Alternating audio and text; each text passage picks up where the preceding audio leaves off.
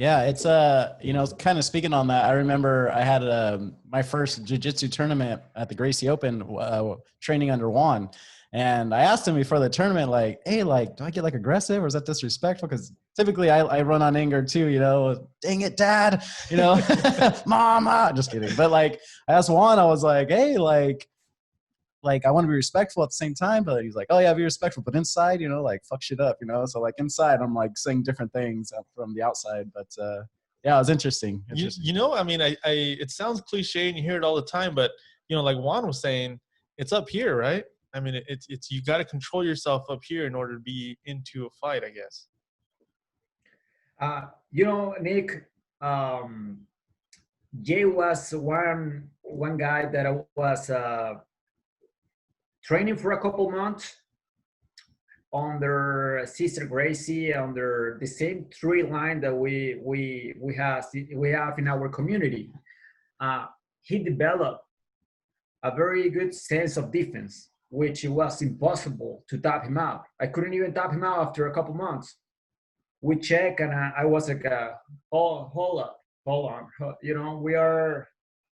I'm the coach right now, why the hell am I not getting you? So he was getting ready to work his own game and get his own shit going, and that's how it's supposed to be.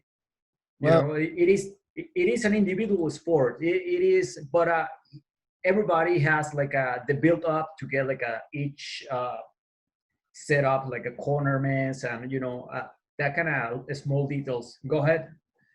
Yeah, well, I think you're being very modest for me. Thanks, Juan. Juan used to whoop my ass, but you're the master. I was the student. But yeah, through the Cesar Gracie line, I didn't train directly with him, but through Juan training under him, it's all a line of respect. And yeah, Juan was a great trainer because Juan broke it down to fundamentals of the basics. Now, I did some training before Juan, but I don't count it.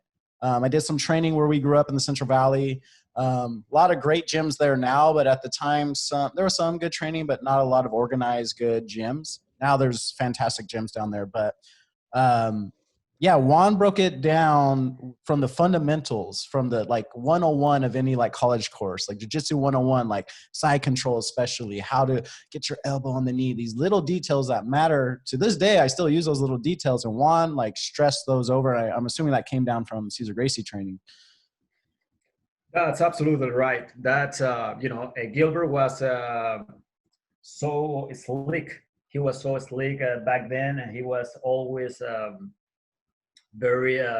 What I bring up Gil is because he provided me with the opportunity to start a small running, like a little kind of boot camp setups at his gym. He allowed me to do it. So. Yeah, it was amazing. We followed the principle. We always follow the principle. We always meet up in the middle, and we make it happen. I remember it was 2012, and Jay, you were already doing like a Gracie up and advanced level, so and winning first place. Is that right? That's what it was. No, it was like beginner level. I think I was white belt. Yeah, it was beginner level and had 2 matches. There wasn't too many people, but there were two really like a good wrestler and a guy that trains at a sister gym, I believe, maybe in Lodi, I forget. And he got me in a submission, almost got me, but he didn't. But we'll show a little video below. But yeah, I did Gracie Open through Juan. It was my one and only jiu-jitsu tournament. Unfortunately, I still want to get back in there. My girlfriend, she's been training, getting back in there too. And Juan, my girlfriend's trained a lot with like Bay Area Jiu-Jitsu, and she had 3 tournaments lined up. I went to some of them and never had the opponents always backed out or they didn't have the weight class. Oh, wow. Poor females, it's hard for them to get a person in their weight class, a person to fight because there's so many men. But she trained, cut the weight, got the mental state ready, and then 3 different times there was no opponent. Wow, no kidding. All right. That's an emotional roller coaster. It's emotional roller coaster. That's exactly how you put it right there. That's how it is. It's a different ball game. Right now, it's a different football game. I'm not complaining of what it was or what it is or what's going on.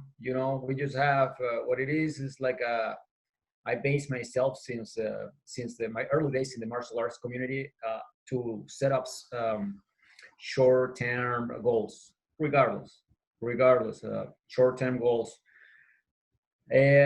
No matter what, I could be in a training camp for doing whatever. I could be at the very beginning of a training camp or after whatever. But short-term goals is the way to go. But I've been doing that my entire martial arts career. But I don't get it. I still don't get it. The systems, like submission, underground, submission advantage, Middle Eastern advantage.